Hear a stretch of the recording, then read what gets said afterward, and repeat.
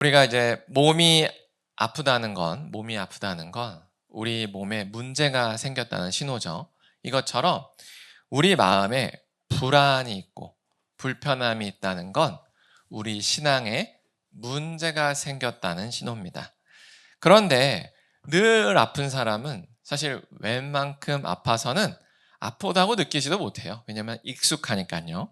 그것처럼 늘 불안하고 뭔가 불평이 많은 사람들은 사실은 웬만큼 불안하고 불평이 많아도 지금 자기 신앙에 문제가 있다는 것조차 자각하지 못합니다.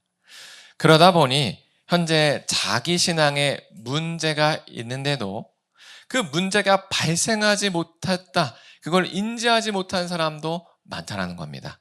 그렇다면 현재 우리의 신앙은 괜찮을 걸까? 그 답이 바로 오늘 본문에 있습니다. 그래서 오늘 설교를 잘 들어보시면요, 우리를 불안하게 만들지 않을 참된 복음과 믿음, 그래서 그것으로 받는 참된 평안과 안식을 우리가 누리실 수 있을 겁니다. 먼저 오늘 본문은요, 고린도 교회에 이단이 들어온 그 사건 때문에 나온 거예요. 이단이 무서운 이유는요, 사실은 너무 비슷해요. 정통 복음과 너무 비슷한 거예요. 예수님 이야기하고요, 성경 가지고 말하고요, 하나님 이야기하는데 듣다 보면은 뭔가 좀 달라요. 그런데 너무 익숙하다 보니까, 너무 익숙한 용어들을 쓰다 보니까 이게 맞는지 안 맞는지 구별이 잘 안 된다는 거예요. 이게 이단의 무서움이에요. 그러다 보니까 우리가 자칫 잘못하면 정말로 예수 그리스도의 옳은 복음으로 시작해서 잘못된 거짓 복음으로 흘러가기가 쉽다라는 겁니다. 그런데 지금 고린도 교인들이 딱 그 상황인 거예요. 바울이 다른 곳으로 전도를 하기 위해서 이동을 했는데 그 사이에 거짓 사도라는 이단들이 들어온 겁니다. 그래서 바울이 가르쳐 주지 않은 이상한, 조금 맞는 것 같은데 조금 다른 그런 복음을 전하기 시작한 거예요. 그래서 오늘 바울이 1절처럼 말했습니다. 원하건대 내가 어리석은 것을 조금 할 건데 너희가 그것을 좀 용납해, 이거예요. 근데 여기서 어리석다라는 것은 무엇을 의미하냐면 바울이 이제 11장 후반부부터 나오는 자랑을 합니다. 뭐에 대한 자랑이냐면 내가 정말로 그리스도의 참된 사도라는 그 증거를 쭉 나열하는 이야기죠.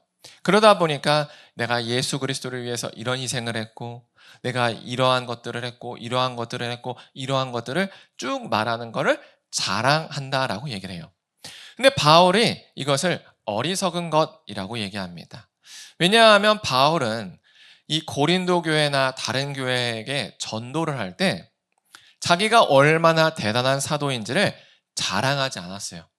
왜냐하면 오직 바울은 예수 그리스도의 참된 십자가 복음만 전했기 때문에 그래요. 무슨 말이냐면 바울이 만약에 여러분 제가 이렇게 대단해요, 이렇게 희생 많이 했고요, 이런 걸 했어요, 이렇게 얘기하기 시작하면 사람들의 머릿속에는 예수 그리스도의 십자가보다는 바울만 기억되는 거예요. 바울만. 그러다 보니까 바울은 자기가 기억되지 않고 예수님만 기억되길 원해서 어떻게 했냐면 의도적으로 자기를 감춘 겁니다. 그런데 문제가 생겼습니다.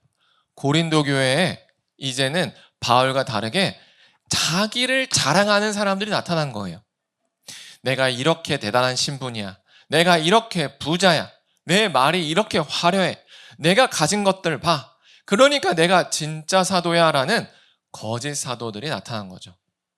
그런데 문제는 바울이 자신을 드러내지 않았기 때문에 고린도 교인들 입장에서는 한쪽 이야기만 듣게 되는 거예요. 거짓 사도들의. 그래서 언뜻 보기에는 그렇네, 바울보다 거짓 사도들이 훨씬 능력이 있나 보다 라고 착각하는 상황이 발생된 거죠. 그러니까 바울은 어쩔 수 없이 이들이 이 사람들을 속이는 거를 막기 위해서 자기도 이제는 뭔가를 보여줘야 되는 거죠. 내가 정말 사도일 수밖에 없는 증거들을 하나씩 꺼낼 수밖에 없는 거예요. 그러니 그것을 용납하라 이렇게 얘기하는 거예요. 그런데 사실 바울 입장에서는 이렇게 자신의 그 사도됨을 증명하기 위해서 하나씩 자랑거리를 꺼내는 건 부끄러운 이야기입니다. 왜일까요? 우리가 생각해보면 그래요. 우리가 처음부터 누군가에게 어떤 인정을 받으면 그럴 일이 없는데 뭔가 사람들에게 오해가 한가득 생겼을 때 사실 저 그런 사람 아니고요. 저 이런 것도 했고요. 저런 것도 했고요. 막 하다 보면 어때요? 구차해져요. 구차해지거든요. 바울도 그걸 알고요. 자기의 체면이 구겨지는 걸 압니다. 그럼에도 불구하고 자기의 체면보다 더 중요한 게 있기에 그렇게 한 거예요. 그게 바로 고린도 교인들이 거짓 복음에서 나와서 바른 복음으로 옮겨가는 일이거든요. 그래서 바울이 2절처럼 이야기했습니다. 뭐라고 이야기했냐면 내가 하나님의 열심으로 너희를 위하여 열심을 낸다라고 얘기합니다. 여기서 바울이 하나님의 열심으로 내가 열심을 낸다고 하면 그냥 언뜻 듣기에 바울이 정말로 열심히 했다라는 것을 그냥 강조하기 위해서 했구나라고 생각하지만 그게 아니에요. 여기서 하나님의 열심은 바로 이사야서 9장 7절에 나온 매우 특별한 용어입니다. 이사야서 9장 7절을 보면 이런 내용이 나와요. 뭐냐면 하나님께서 예수 그리스도의 나라를 이끌고 오신다. 그리고 그 나라를 지키신다 이거예요. 무슨 말이냐면 예수님이 이 땅에 오셔서 사람들이 예수님을 믿고 또 그 사람들이 예수님 안에 있는 그 모든 일들을 누가 한다고요? 하나님이 한다는 거예요.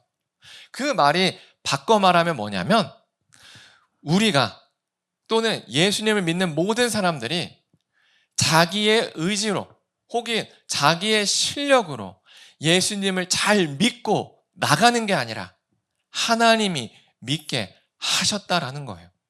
그게 바로 하나님이 사람들을 구원하려고 하는 열심이라는 겁니다. 그게 바로 이사야서 9장 7절에 나온 하나님의 열심이라는 용어예요.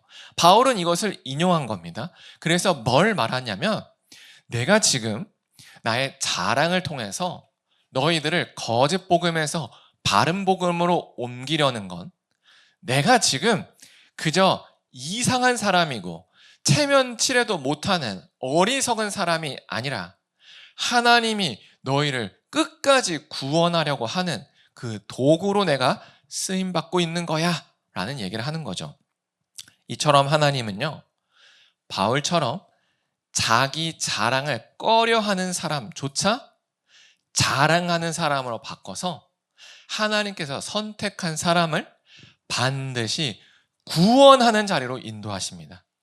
이것을 우리가 잘 기억해야 됩니다. 하나님께서 택하신 사람을 반드시 구원해요. 이걸 돌려 말하면 어떤 말이냐면 우리가 하나님께 택함을 받았으니 이제 우리가 작정하여 하나님을 떠나고 지옥 가려고 발버둥 쳐도 갈 수가 없다라는 얘기예요. 왜냐? 하나님께서 우리의 인생을 끝끝내 붙잡아서 회심시킨다는 겁니다.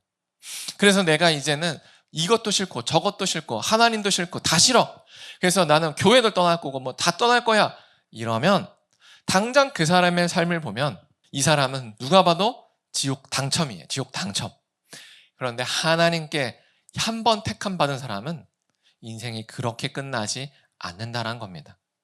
하나님께서 그를 포기하지 않으세요. 그래서 상황과 상황을 엮으시고요. 사람과 사람을 엮으셔서 반드시 그 사람이 다시 한번 하나님 앞에 나오게 만드시는 거예요. 그게 바로 오늘 본문에 나온 하나님의 열심입니다. 그래서 우리가 이거를 잘 기억해야 돼요. 왜냐하면 우리도 인생을 살다 보면 가끔 하나님께 엇나갈 때가 많이 있어요. 하나님의 말씀대로 살아야지 작정해요. 하나님의 뜻대로 살아야겠다라고 기도도 하고요. 또 이제 살겠습니다. 간증도 해요.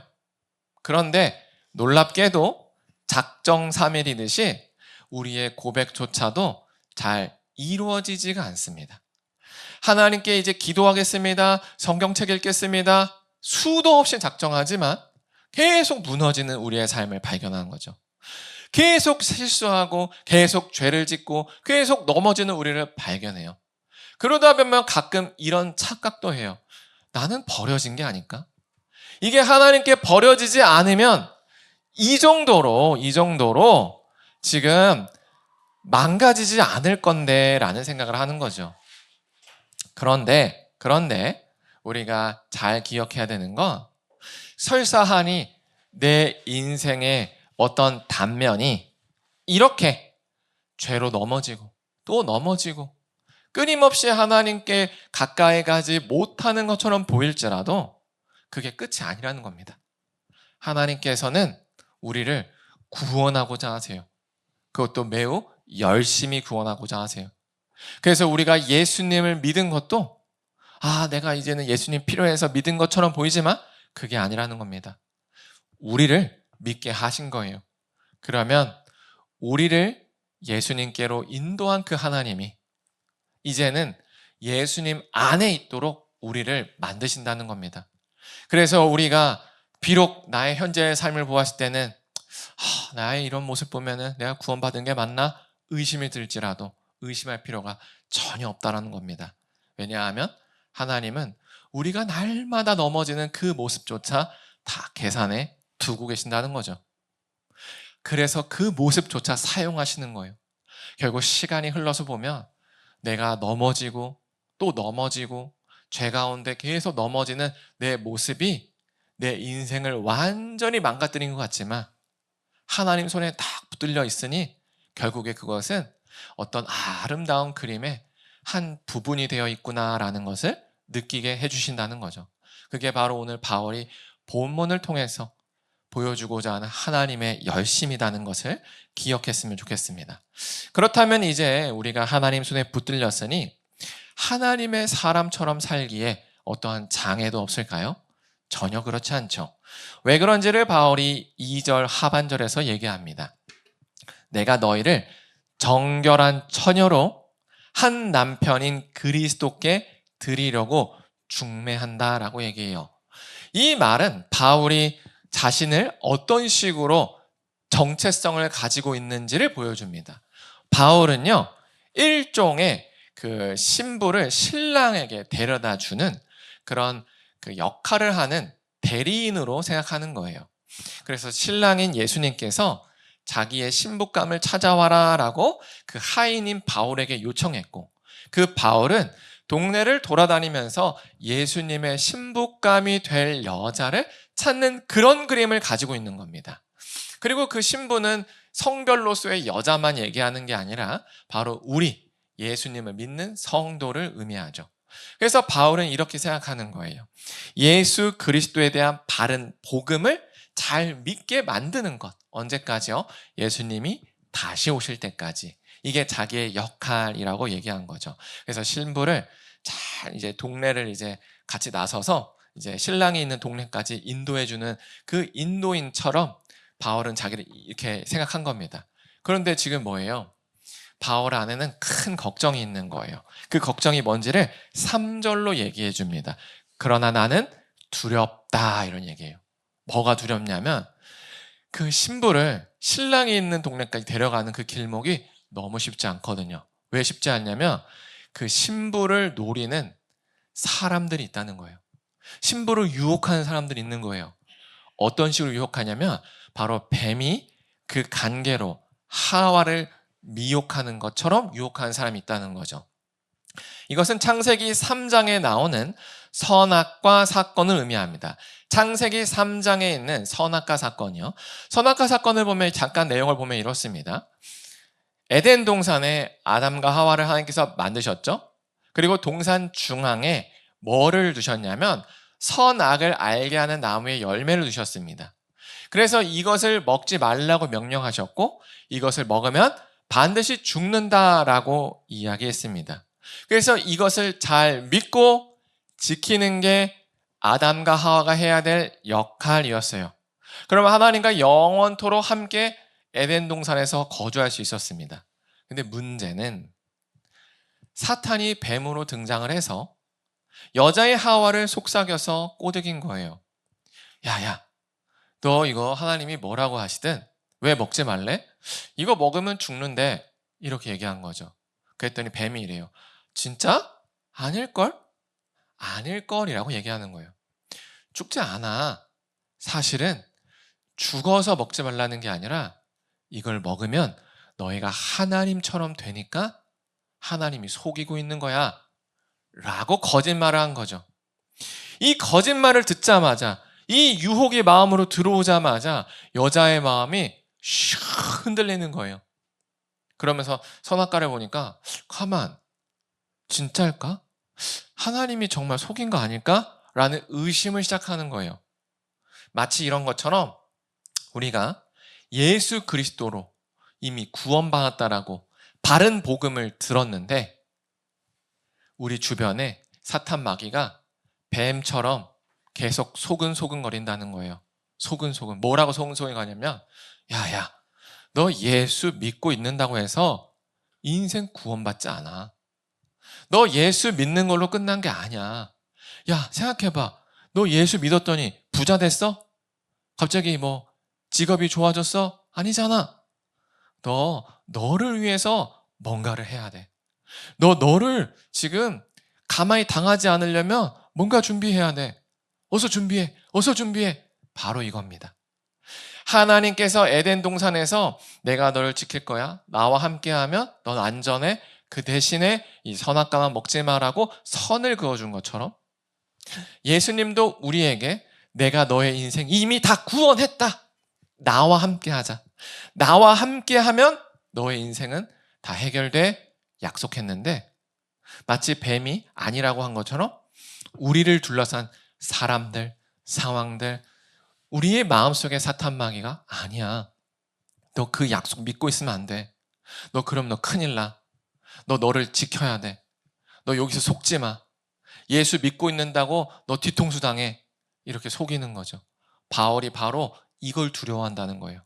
그런데 문제는 이런 거짓된 이 뱀의 관계가 고린도 교회에 들어왔다는 겁니다.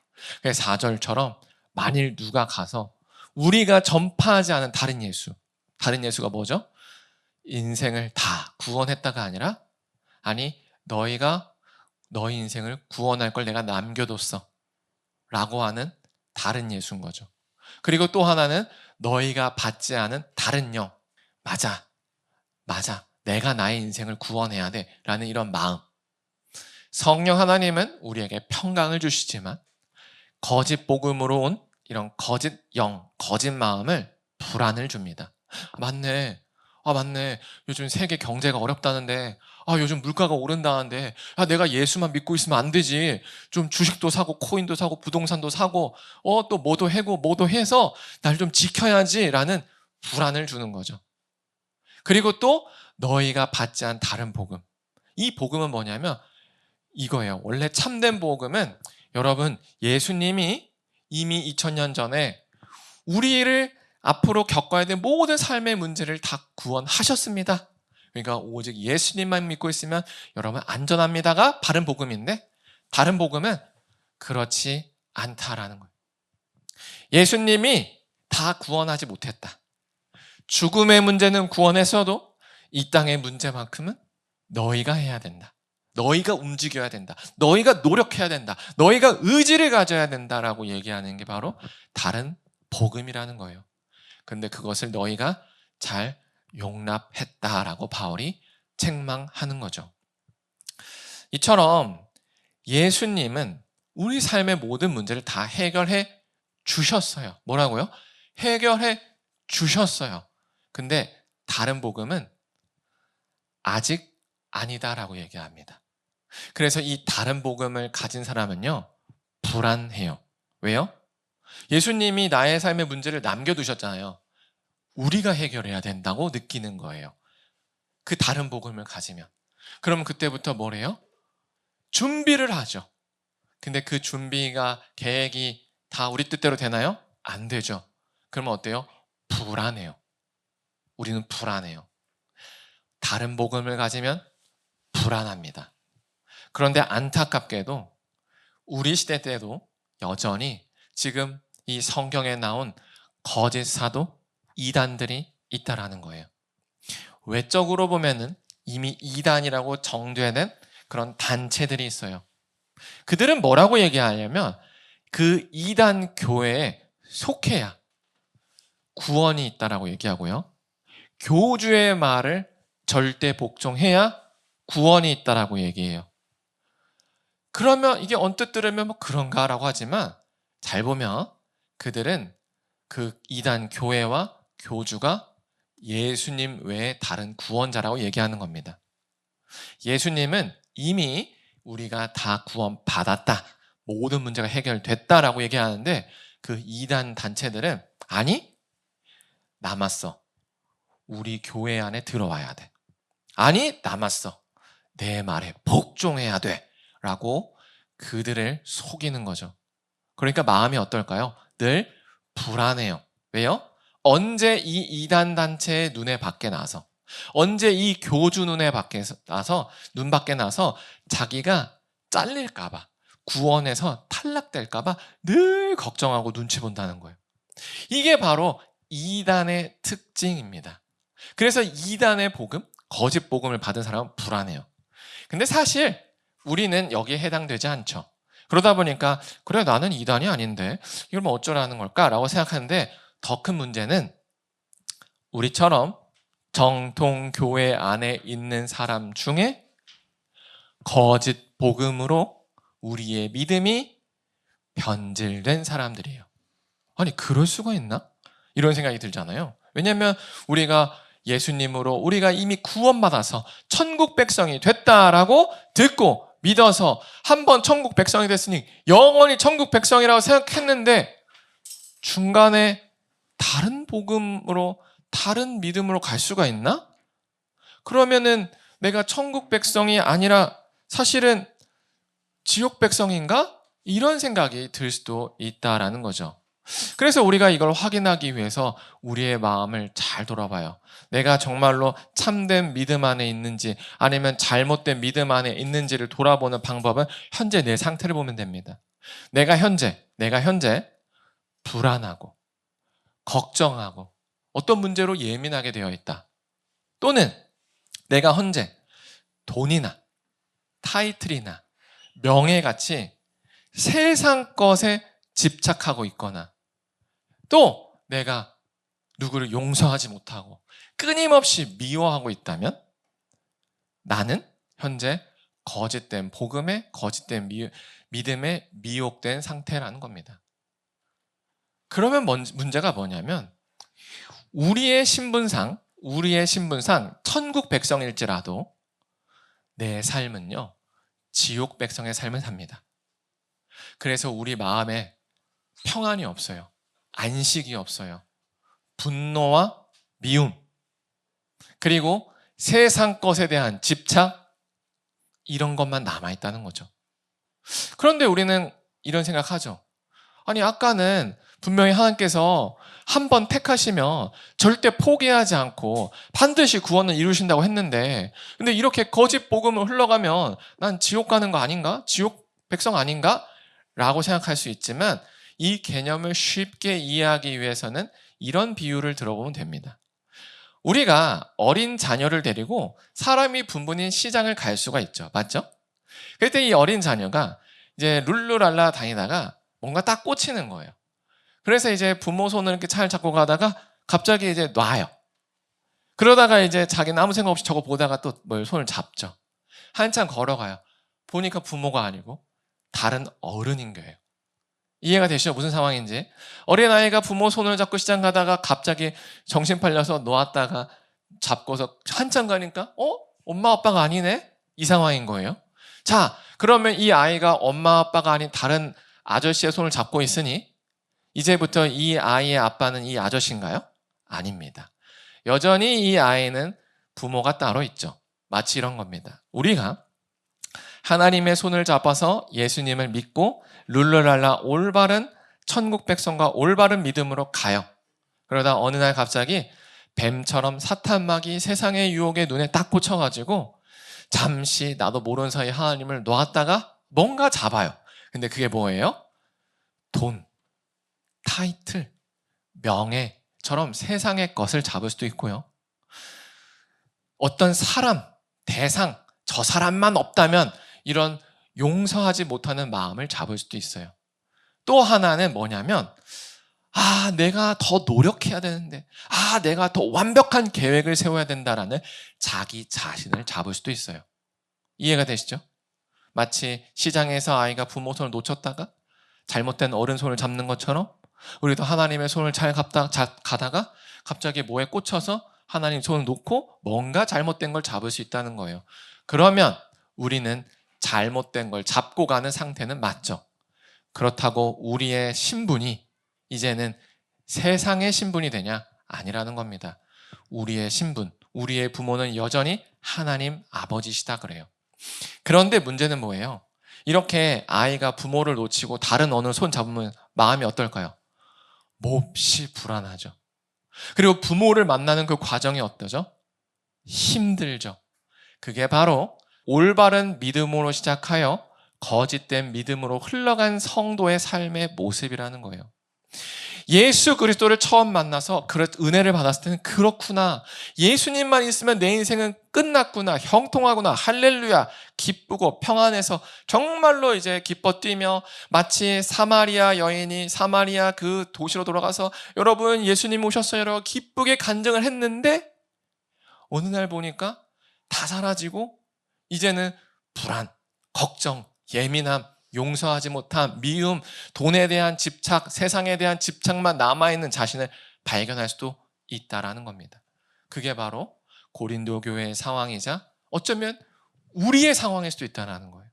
우리도 예수 그리스도로 시작해서 뭔가의 어떤 과정 가운데 뭐를 탁 놓치면서 지금 다른 복음, 내가 날 구원해야 돼. 내가 날 지켜야 돼.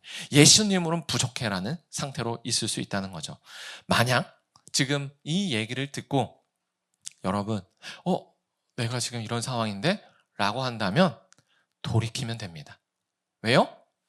하나님께서 지금 제 입을 통해서 여러분을 다시 부르고 계신 거거든요.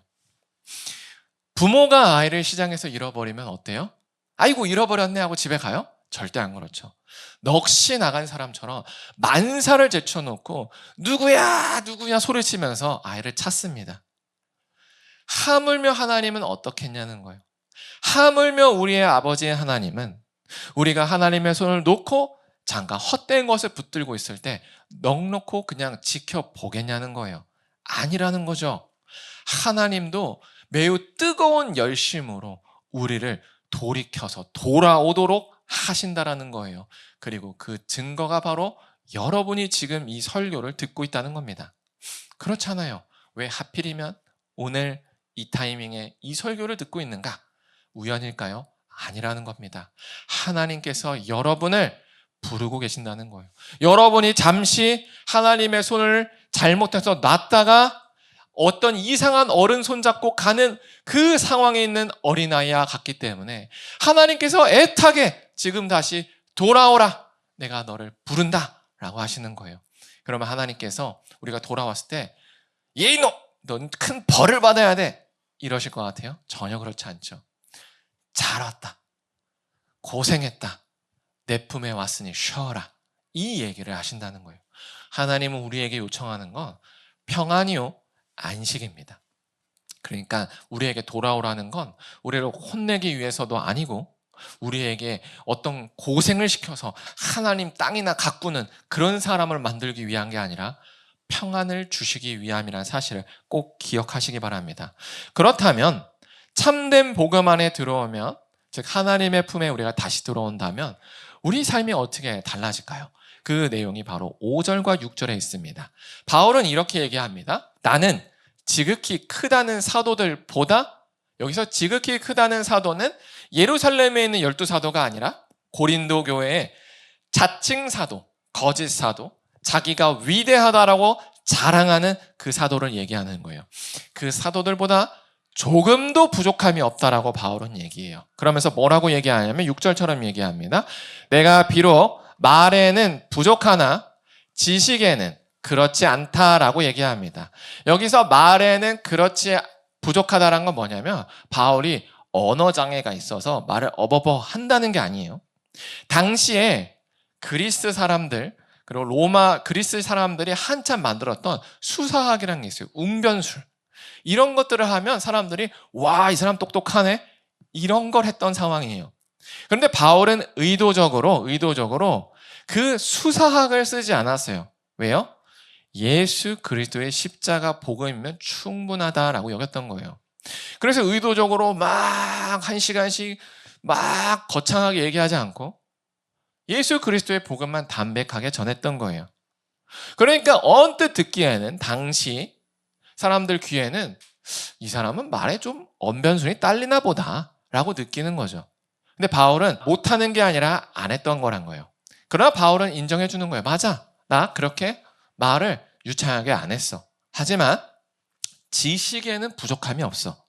그리고 이 지식에 부족하지 않다는 것을 우리 모든 사람들 가운데서 우리가 모든 일로 다 너희에게 나타냈어 라는 거예요. 무슨 말이냐면 예수 그리스도의 복음을 바울이 들었는데 그 복음을 들은 게 그들 삶에, 고린도 교인들 삶에 작동했다는 거예요. 그래서 바울이 전해준 그 예수 그리스도의 복음을 들은 고린도 교인들의 마음이 어땠냐면 평안을 누렸던 거예요. 안식을 누렸던 겁니다.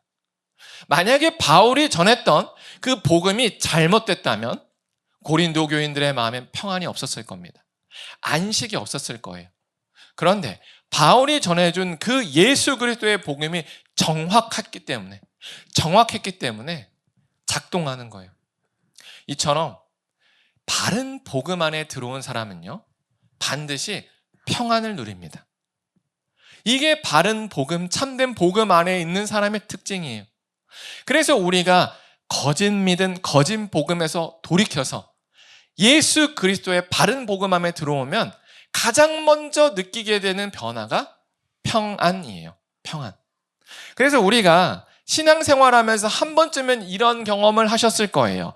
그것은 뭐냐면 우리가 삶의 문제가 있어서 어떡하지 불안할 때가 있어요.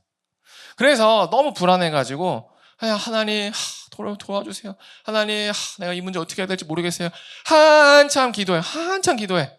그러면은 1시간 정도 흘렀을 때 1시간 전이나 지금이나 상황은 바뀐 게 하나도 없습니다.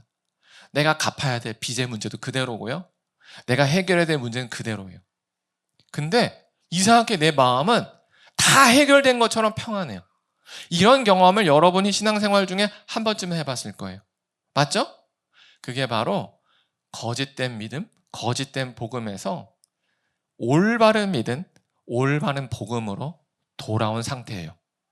올바른 복음은 뭐라고 얘기를 하냐면 이렇게 얘기해요. 예수님께서 이미 다 해결하셨다예요. 이미 다 해결하셨다. 해결이 과거형이에요. 과거. 다 해결됐대요. 그러면 이제 우리 앞에 남겨진 이 문제들은 해결된 문제이지 미해결 문제가 아니라는 거예요. 근데 우리는 이것을 내가 지식적으로 몰라도 기도하다 보면요, 하나님께서 우리에게 바꿔주세요. 그래서 평안을 주세요. 그래서 문제가 해결되지 않았지만 이미 다 해결된 것처럼 느끼게 하신다는 거예요. 이게 핵심이에요. 이게 바른 복음으로 돌아온 핵심이에요. 그래서 우리가 무엇을 돌아봐야 되냐면 현재 내가 만약에 불안하고 걱정하고 예민하고 누굴 용서 못하고 미워하고 세상 것에 대한 집착이 있다면 우리는 하나님께 기도하며 이 문제들을 맡겨야 됩니다.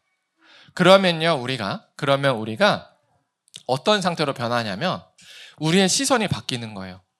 맞아. 내가 저것도 해야 되고 저것도 해야 되는 그런 상태에서 맞아. 이미 예수님께서 다 해결하셨구나.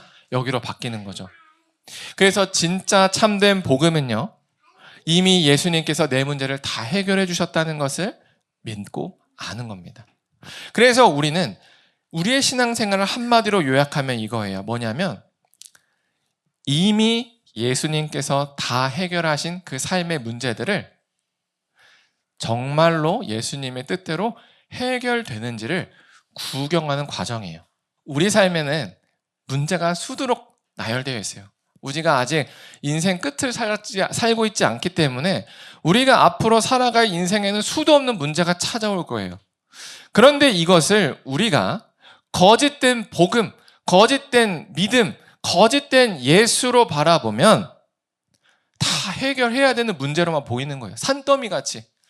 아유, 집 문제 어떡하나? 돈 문제 어떡하나? 결혼 문제 어떡하나? 직업 문제 어떡하나? 애기 키우는 거 어떻게 하나? 어떻게 하나? 어떻게 하나? 어떻게 하나? 어떻게 하나? 이걸로만 보이는 게 바로 거짓 복음, 거짓 믿음, 거짓 예수로 삶을 살아가는 사람의 모습입니다. 그러니까 그 인생에는 짐이 한가득이에요. 평안이 없어요. 두려움과 힘들만 있을 뿐입니다. 하지만 이게 거짓이라는 거예요. 참된 복음 다 해결했다요. 해결했다는 거예요. 해결했다는 건 뭐냐면 앞으로 어떤 문제가 내 인생에서 나를 찾아와도 이 문제는 자동문처럼 가까이 가면 철컥 열리는 거예요. 이해가 되세요? 자동문은 우리가 열지 않아요. 가면 열려요. 이해가 되세요? 그 차이가 있는 거예요. 정말로 예수 그리스도가 내 삶의 모든 문제를 해결했다는 건 우리가 그 문제 앞에 서면 그 문제가 철컥 열려서 해결된다는 걸 믿는 겁니다. 그러면 우리가 이제 할 것은 그 문이 정말로 열리는지 구경만 하면 돼요. 근데 마음 가운데 불안해요. 안 열릴 것 같은데. 그래서 그 문에 부딪힐 것 같은데 그건 뭐예요? 미혹됐다는 거예요. 내가 뭔가 해야 되지 않을까? 내가 열어야 되지 않을까? 이 상태라는 겁니다.